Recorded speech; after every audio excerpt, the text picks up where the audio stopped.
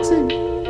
Man, shut the door, sit down, clean your ears, and stop listening to what your mama needs you to be doing right now. You're gonna listen to the Boxn podcast. Man, okay. Hit it.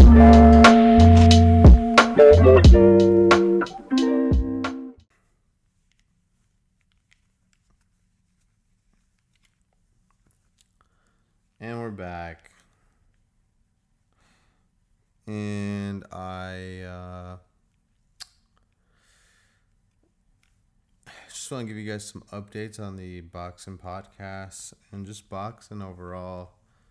To begin with, if you've noticed, and maybe you guys haven't noticed, but Boxn has officially decided to separate the entities that are the podcast and the clothing brand. We now have Boxn Media, and we now also have the Boxn.art page, which those were created because, I mean, when I first started Boxn, it was more just, I had no idea what I was doing. I just kind of wanted to get into the boxing industry somehow, and I had an idea of coming up with clothing and coming up with boxing news because I wanted to be in both areas, and I was just very wishy-washy between both. But obviously the easier one was to do the boxing news, because boxing news is just readily available for anyone that does a Google search, is following other boxing channels, is following along with the boxing networks. It's so easy to just go snap and grab an image off of the internet, download it to your phone, upload it, say a couple of words here and there about what you think's going on and how you feel about the situation. And so that's what I did. That's how I started off Boxn Media. And really later I started thinking that maybe it was the boxing gym wear, sportswear, training gear, training garments, whatever you want to call it, is what I really wanted to get into, because there's just, boxing news is overly saturated. Like, everyone and their mom has a boxing channel where they cover boxing news. And to be quite honest here, is the only reason Boxn Media still exists, the boxing news channel, is because I decided to change the platform into a podcast. And, which I still deliver news on boxing, but I get to do it in my voice. And I don't know if you guys have noticed, but I have stopped with the, I mean, I guess I haven't, it's not completely solidified yet, but I have stopped posting anything that has copy on it, words, images, little news images. It's all boxing. It's all boxing podcasts. It's all the boxing podcast clips.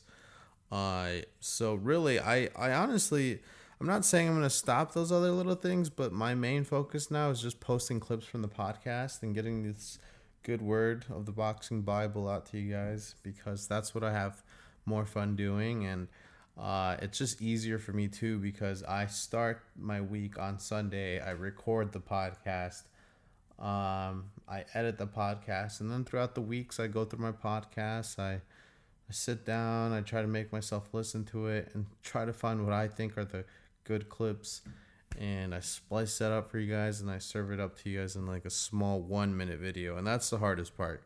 Clipping it down to a minute is so hard because I'm so inefficient with my words.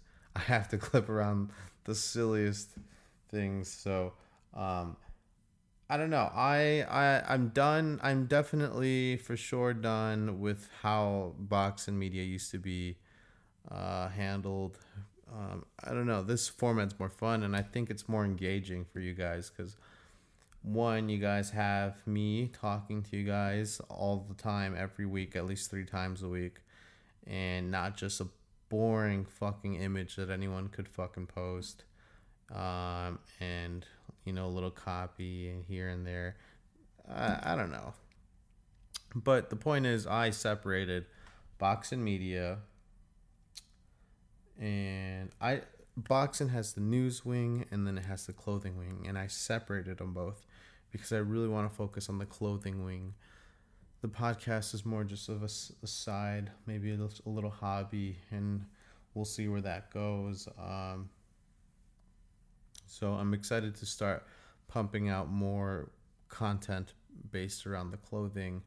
If you guys are any at all a little bit interested in the clothing, and you really just are looking for clothing that is, strictly for boxers, but more specifically boxers who are creative and crafty inside of the ring, check out boxn.art. Boxn, BOXN.ART. That is both the website and the Instagram social media handle. You can also click the link in the bio, and this is very new. It's like a link tree on my website, which has I can direct you to listen to this podcast on Apple Podcasts. I can direct you to listen to this podcast on Spotify. I can direct you to watch and listen to this on YouTube, which is what I want you guys to do over the other two options. Or you guys can shop for men and or women clothing. So that's in the bio if you guys care about that. But just a little update on Boxn, because the landscape's going to be changing, or is changing, and for the most part has changed. So, yep, guys, that is it for that. As much as I want to talk about boxing this week, there isn't much that got my attention, and I don't bring anything to this podcast that I don't think's interesting. Whether you want to call that a casual fan or not, I'm sorry. I don't have the time to be listening to or paying attention to the I guess what you would call not so the opposite of mainstream. What do you call it? The underground boxers that aren't well known yet. I'm a grown ass man. I have a full-time job. I work out. I try to work out. I try to eat healthy. I have a dog, which is basically a kid. I don't have time to watch boxing that's happening in Asia. I don't have time to watch boxing that's happening in the UK or in Abu Dhabi, Dubai. I got time to watch boxing that's happening in the United States, and boxing that is top of the line news with boxers that people actually care about and have potential superstar power. And that's the truth, and I'm never gonna hold that up to you guys. I'm never gonna lie. That is the fucking truth. And if you got time to watch all the boxing in the world, then dude, you either don't have a job, don't have a life, or just don't have a purpose in any sort of facet of life, because that is a lot of boxing to keep with. I consider myself a pretty good fan, but to keep up with all of that shit, nah. Maybe if I actually worked in the boxing industry, then yes. But I work as a digital marketing specialist at a credit union. I don't got time for that shit, guys. So, is there anything that I want to talk about today? No. Am I going to talk about some things? Yeah, I am. I'm going to pull shit off of the internet like I did in episode 4. And we're just going to have a dandy time doing that. So, one thing that I maybe kind of cared about was Carl Frampton versus Jamel Herring.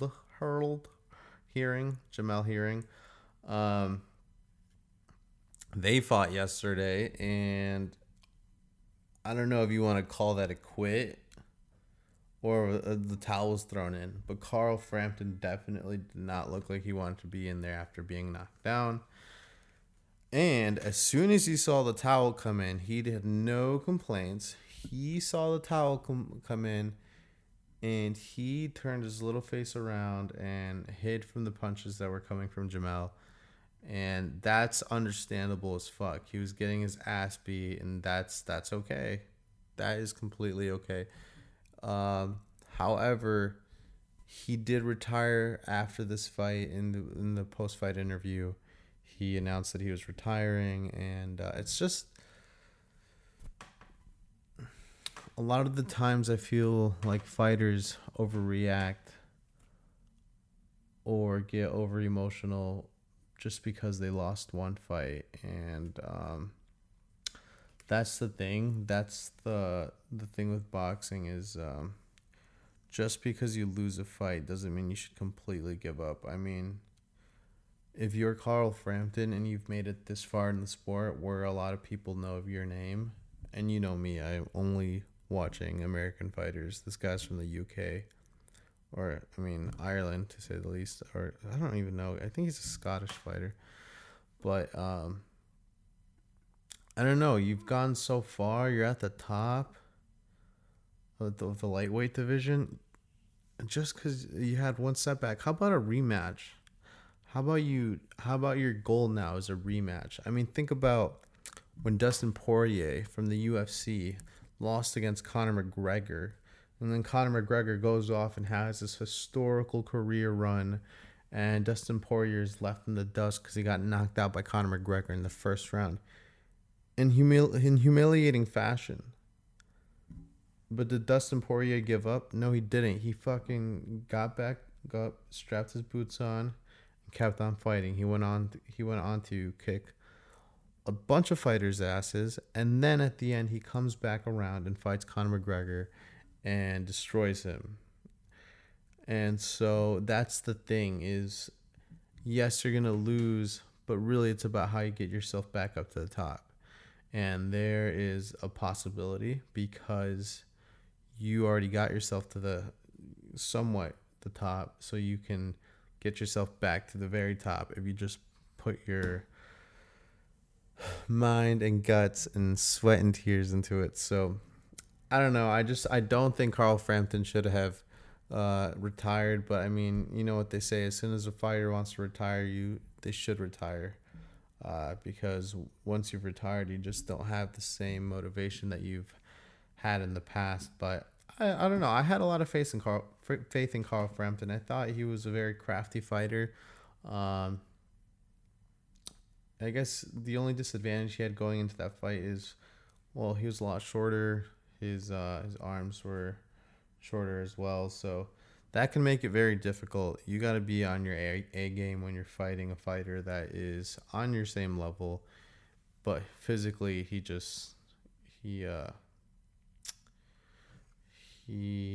physically outdoes you. So I'm such a fucking klutz. Anyways, so yeah, there's that. Congrats to Jamel, WBO champ, and now Shakur Stevenson wants a piece of that ass.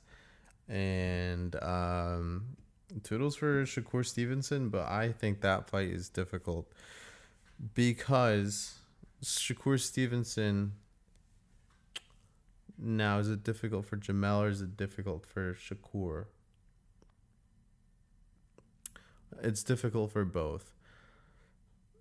But what's interesting to me is that Shakur Stevenson hasn't really fought anybody that is of a high caliber fighter. And he just, yes, he's displayed his skills. And yes, he looks fast. He has quick reflexes. But every fighter he's fought doesn't hit hard. And I think there is a difference when you fight a fighter that hits hard, because when you're fighting a fighter that hits hard, you respect them. You don't have the confidence that you have going in, pulling all these little slick moves and near misses or near dodges, and that really will affect your fighting style. And a lot of Shakur Stevenson's fighting style is based off of making the miss just by inches. And for you to have the confidence in dodging someone's punches just ever so slightly when they hit really fucking hard, that messes with your confidence. That messes with your speed and your calculations, and when it comes to slipping punches or ducking under and countering. And so it'll it'll just be interesting. I think Jamel Herring is, he obviously has a WBO belt. I don't believe he's one of the elite, but I believe he is definitely a top fighter. He is he's a champion, but doesn't always mean you're an elite. We've seen bums get belts before. And if you don't remember, think about when Jeff Horn got the belt. It's kind of a bum. I think he only defended it once, and then he lost it against Terrence Crawford, an elite fighter. So, yeah, that fight would be interesting. But Shakur Stevenson's not scared of challenging him, obviously, because right after the fight, he went straight to Twitter and shot his little pistol and said, "Jamel, what are you doing with that WBO belt? I need that shit in order to make Oscar Valdez fight me." And at the end of the day, I think what Shakur Stevenson's goal right now is to destroy Oscar Valdez. And we all know what's going to happen when that fight happens. Actually, I don't know what's going to happen when that fight happens. Oscar Valdez and Shakur Stevenson, that would be a good fight. I just find it... No, I know my opinion, and I respect Oscar Valdez. I think he's an amazing fighter, and I love how he's like the Mexican boxing Steve Irwin because he loves reptiles. But I just can't see him winning against Shakur Stevenson. It's just he doesn't have the punching power that I think would back up Shakur Stevenson's style. Well, I think that's what's really going to give Shakur Stevenson a trouble, when he has a good boxer who has punching power. Oscar Valdez, he is a really good boxer. However, his punching power is not there. And I know he got knocked out Burchelt, but that knockout was different. That knockout came from 8 long rounds of exhaustion that Oscar Valdez put Burchelt through. And, when you're getting punched from every angle and you're tired, you're on a big stage, and it's your first time there, it becomes hard to get to the end of the 12 rounds, and especially in a championship fight when you're defending your belt for the first time. And I think that's what really tired Burchelt out, and that's why Oscar Valdez was able to land a knockout. And also, Oscar Valdez is always so eager to land a knockout, and that's what he was doing the whole fight. So when you got someone that's tired and you got someone gunning for a knockout so desperately, that's just what's gonna happen. But a lot of credit to Oscar Valdez. He does know how to box very well. I think he's doing great on Eddie Reynoso's team, Team Canelo. But I just can't see him beating Shakur Stevenson. And, yeah, I don't know. Shakur's up. He's definitely looking elite. Do we know if he's an actual elite? I mean, we'll find out. But as of now, I'm putting my money on Shakur Stevenson. And that's game.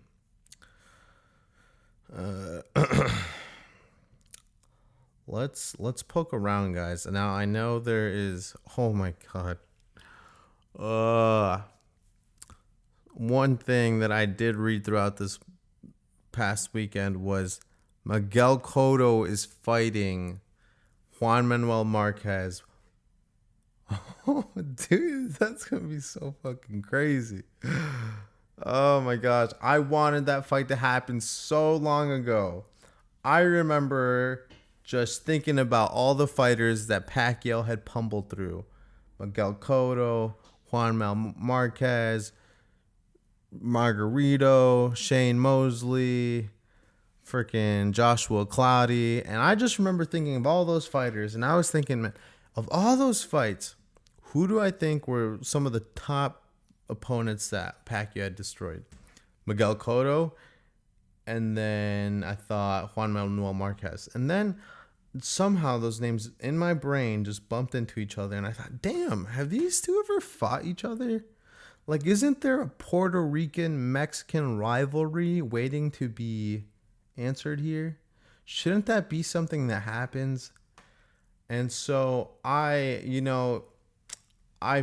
I've always found things on boxing records that I never come to expect.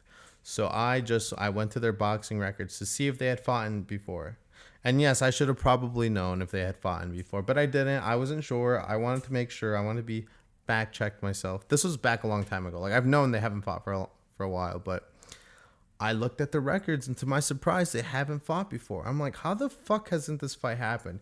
Yes, they fight at different weights. I understand that. But come on, dude. Who doesn't want to see that fight, man? Miguel Cotto, legendary Puerto Rican fighter. Juan Manuel Marquez, legendary Mexican fighter that knocked out Pacquiao, who destroyed Cotto. And I'm almost sad that it's awesome that this fight's gonna happen, but I'm almost sad that it's an exhibition fight. Actually, I am sad. I'm very disappointed. I was hoping, because Miguel Cotto just fought not too long ago. I mean, his last fight was, I guess it has been a while, but it would have been so cool if they just came out to fight professionally, or if they had just done it earlier, man. Oh my God, do you know how many people would have watched that fight? That would have gone down in history. And so we haven't seen Juan Manuel Marquez perform in a long time. And I think the last person to have fought was Miguel Cotto. So I don't know. They both have had a layoff, but I think, give these guys a couple of months to train, and I think they're in as tip-top condition that they can be at the age that they are after being retired fighters. They've had their long rest. I'm sure they're excited to get back into themselves, and because there is a rivalry here, Puerto Ricans and Mexicans. I think they're gonna train their ass off, and I think this fight's gonna be fucking beautiful. I'm gonna watch that. You bet your ass I'm gonna put money on that if I can put money on it. And I'm going to go with Juan Manuel Marquez because that motherfucker's a beast. Only guy to knock out my boy and put him on his fucking face the way he did. I'm sorry, Pacquiao. But I'm going with Marquez. I mean, why wouldn't you? I think he's also I think he's older too. So let's do it. Fuck it for exhibitions, man. They're bringing those dream fights together. Even if our fighters are old, we're putting them to work again in the afterlife for more money. Yeah, I'm excited for that fight. But you know what? Before I was going to mention that, I was going to mention something else that's way crazier than this. Not as exciting, but it's fucking insane. And I think it's kind of a silly matchup. But by chance, I just ran into a Miguel Cotto picture. So I decided to bring up the more exciting fight first. Julio Cesar Chavez Jr. versus the one and only UFC fighter Anderson Silva, the Spider, are fighting in June, I believe. I think it's in June. And holy cow, is this going to look really bad on Chavez if he gets his ass kicked by Anderson Silva? Because Anderson Silva's old as shit. And Julio Cesar Chavez is young. He's the boxer. He should be winning the boxing fight. And that shit's official already, right? Like, I swear I saw that. And I'm looking through his Instagram page, but it doesn't show it on here. Anyways, that's what I saw. That's what I heard. And that's what I'm guessing is going to happen. Because some random ass rumor doesn't come and hit the fucking media like that unless it's fucking true. I don't know what the hell Julio Cesar Chavez is up to, but I've seen him fighting bums in Mexico, fighting on the undercard of his dad's exhibition fights, and now he's fighting Anderson Silva. Man, I don't know if there's anything more disappointing than a legend's son not becoming a boxer. Then it's a legend's son becoming a boxer and not doing a good job at it. And that's Julio Cesar Chavez Jr. I'm sorry, dude. I had faith in you. I had all the trust and faith that you would do amazing and just as good as your dad. And Julio Cesar Chavez is a naturally born fighter. Natural born fighter for sure, 100%. But somewhere along the way, dude, this guy, someone threw a joint in his mouth. He started smoking his way off and became a lazy little boy with daddy's money in his hand, buying Lambos and, dressing up in little fucking dyke outfits. I'm going to get smoked for that, but whatever. I don't know, man. If that fight happens, Chavez better get on his shit, and he better perform well, because Anderson Silva is a slick motherfucker. That guy can box. As much as a UFC fighter that he is a boxer. His chin is questionable, yes. But the boy can box. He's very slick. It'll be interesting to see what happens. I am looking forward to that one. Who knows, though? Who knows? Julio, good luck. Anderson Silva, good luck. Make that money, boys. No, but, dude, side of that, shout out to DMX, man. Boy, take care. He overdosed, and I think the overdose put him into a heart attack, cardiac arrest. Dude, I don't know. Take care, DMX. We're just from the Boxn podcast to you. We hope you're doing well, man. We hope you're doing well. God be with you. Speedy recovery. Oh my gosh, guys. I guess I started off this podcast on a sour fucking note. Because you know what? Haney signed a contract to fight Jorge Linares, the fighter that Ryan Garcia was supposed to be fighting. Guess who Ryan Garcia is fighting now? Ryan Garcia is now going to be fighting not Jorge Linares, but instead he will be fighting... Damn it, I don't even see it anywhere here. Oh my gosh. I can't even see it anywhere. Hold on, y'all. I'm trying to find this here. Give me a second. This is a podcast. I don't have to be as fast as all y'all want me to. Ryan Garcia versus... Let's see. Who is he fighting? Oh my gosh, guys. I'm sorry. I think this is a guy that... Yeah, so... Devin Haney signed a contract to fight Jorge Linares on May 29th in Las Vegas, Nevada. Jorge Linares, the guy Ryan Garcia is supposed to be fighting. But instead, Ryan Garcia is fighting Javier Fortuna. Not an easy fight, but still, man, if you said you were going to fight Jorge Linares, you should have fought him, man. Now Devin Haney's over here doing it for you, man. Putting that money fight at risk.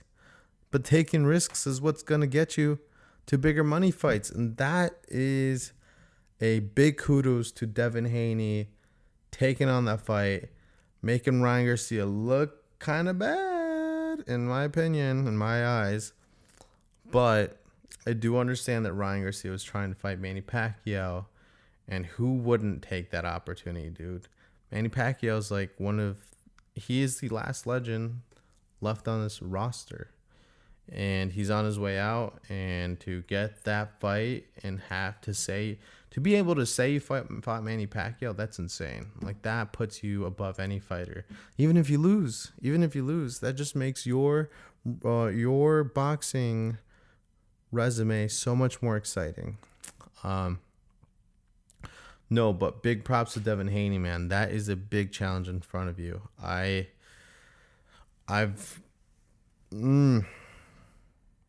I don't know who wins that fight. You know, if you put a gun to my face and said, Abe, you have to bet all of the money in your account, which is not a lot. And they said, bet your money on one of these fighters, and I had to choose. I would choose Jorge Linares. Here's what I think happens. I think that the experience that Linares has is going to work in his favor. And I think that's what ultimately is going to get him to win over Devin Haney. And not only that, Jorge Linares is one aggressive ass motherfucker, and he has punching power like a horse. He has punching power like a horse. Like when the horses just get on the front legs and just whoosh, kick you with their back legs. That's the kind of punching power Jorge Linares has. And I don't know, man. That is a risky fight. Matchroom boxing, you're putting your boy to the test. That's your cash cow. And you're putting him to the test before he fights Ryan Garcia. Oh, my gosh. Can you imagine if he loses to Jorge Linares? That just takes away from the money fight between those two. But if anything, if Jorge Linares wins, then the fight between him and Ryan Garcia, skyrocket. Money. Because that just makes the fight way more interesting. Both of these guys are guys that Ryan Garcia is supposed to fight. But the way that this was supposed to play out is Devin Haney, fight, still undefeated. Ryan Garcia fights, still undefeated. Eventually, after being undefeated for so long, they finally cross paths, and then both O's meet each other. One of them has to fall off, and that's the best kind of fight to sell. So it's a risk, yeah, but I think the dynamic here is interesting because all these fighters were thrown into a hat, and one of them was supposed to fight each other. They were all calling each other out, talking the most shit. And no, it'll just be interesting. I really do wonder, because one of these, eventually, this is all going to play out. Eventually, Ryan is going to fight Jorge Linares and Devin Haney and Gervonta Davis, and all of those fighters are going to end up fighting each other.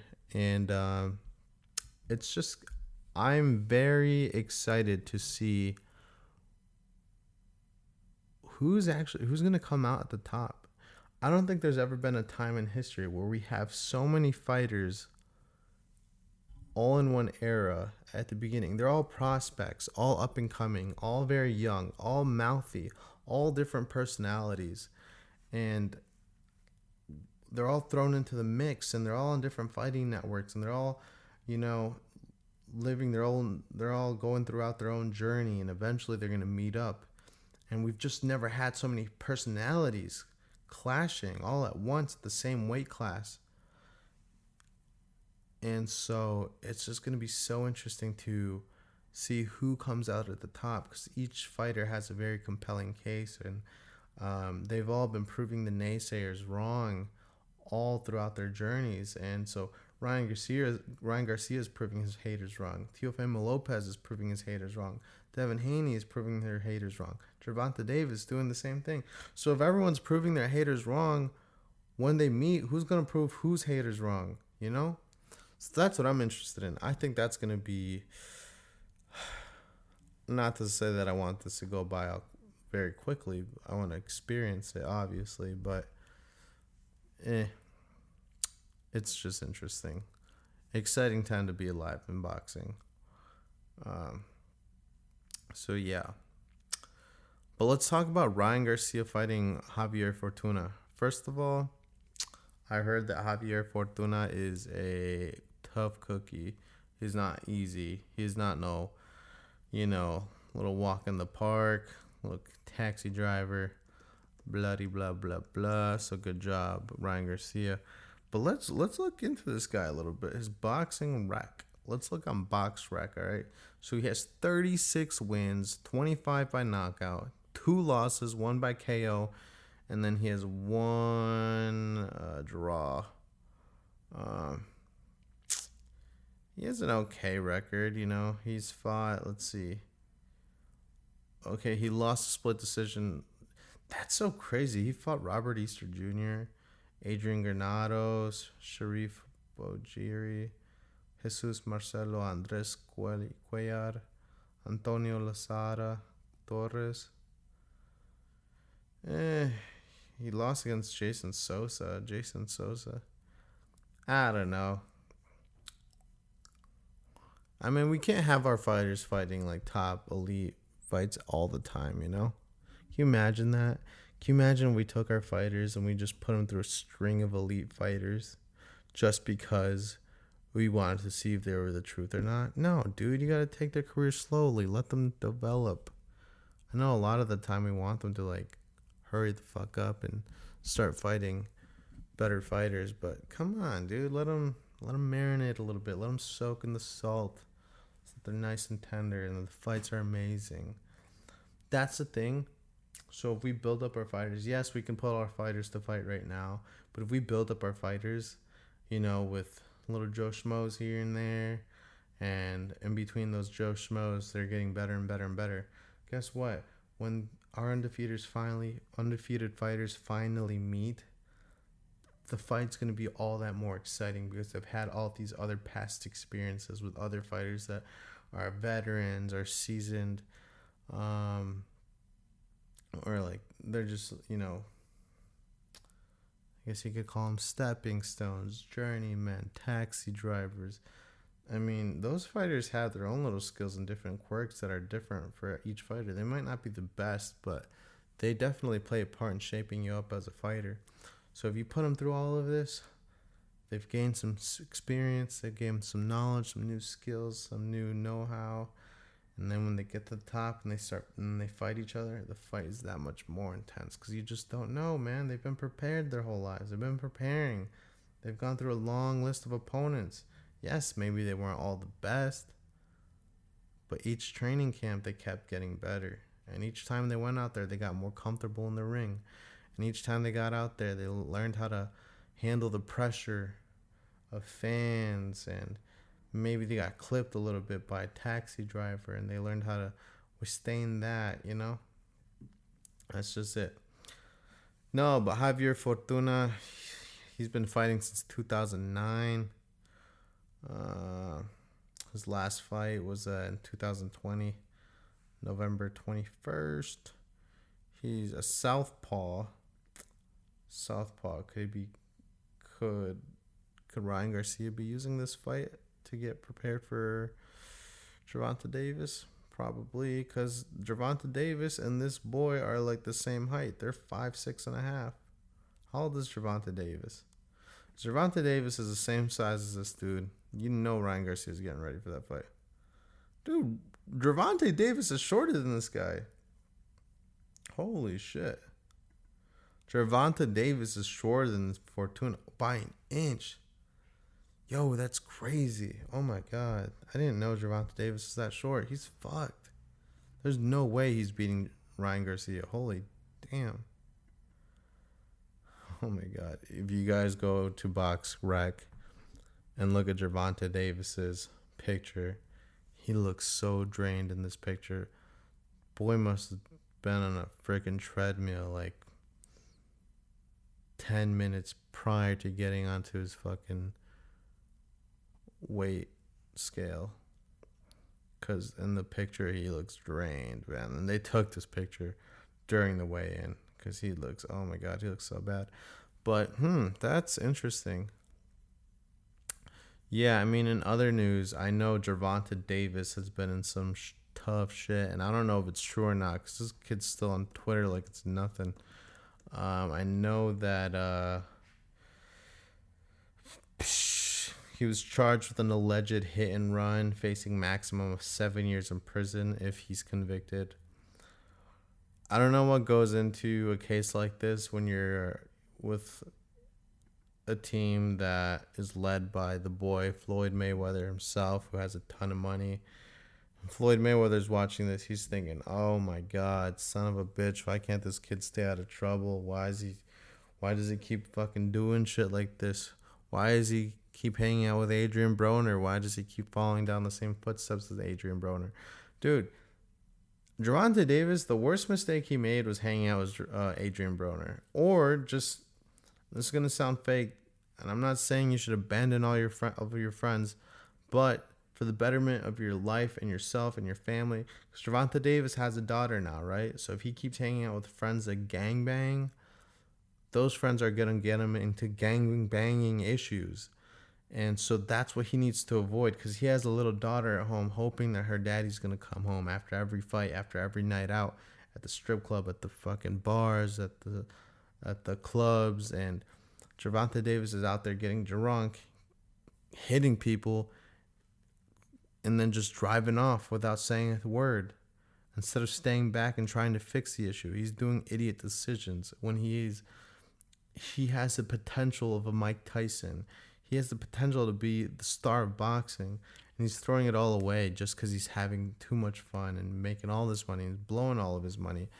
And if I'm Floyd Mayweather, I'm thinking, Jesus Christ, what can I do to get this kid on track? And that's why you'll see videos of Floyd Mayweather chilling with Gervonta Davis in the gym, because he needs to keep him in check. This boy does not know how to keep himself in check.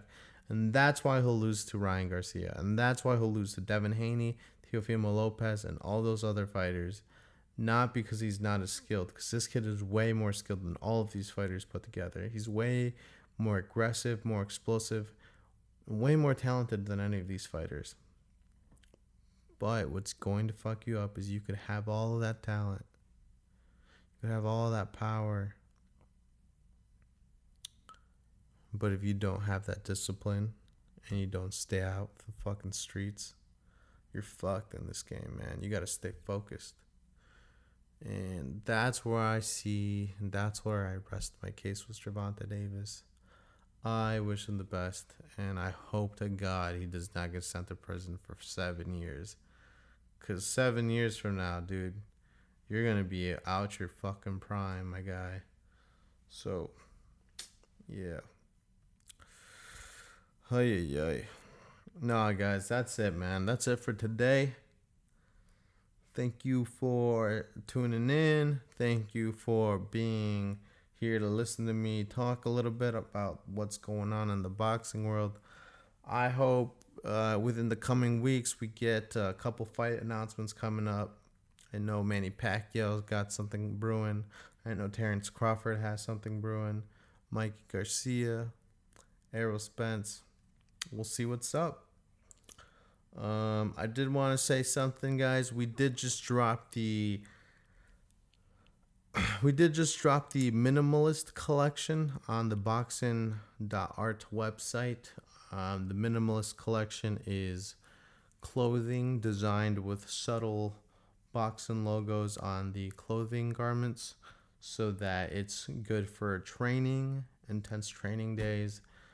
The clothing is good for that and having productive days at home when you're just chilling. Maybe you're working on a project on your laptop. Maybe you're working on an art project or cleaning up at home, chilling at home, doing yoga, feeling yourself going through some art. And it's also good for streetwear, The clothing's also great for streetwear. As much as you can use it at the gym or you're chilling at home in comfy clothing, you can go out in this and it looks fashionable. You can use it to go, run your errands on any projects you're doing, doing the groceries, going out to the library, hanging out with friends. This clothing's for whatever, dude. It really is. Most importantly, it's for fucking boxing training. And that's what makes it fucking great. The Minimalist Collection by Boxn. It's out now. It's out on the website. Go check it out. All shipping is free on all orders. Just wanted to put that out, guys. Again, thank you, and we will catch you next week.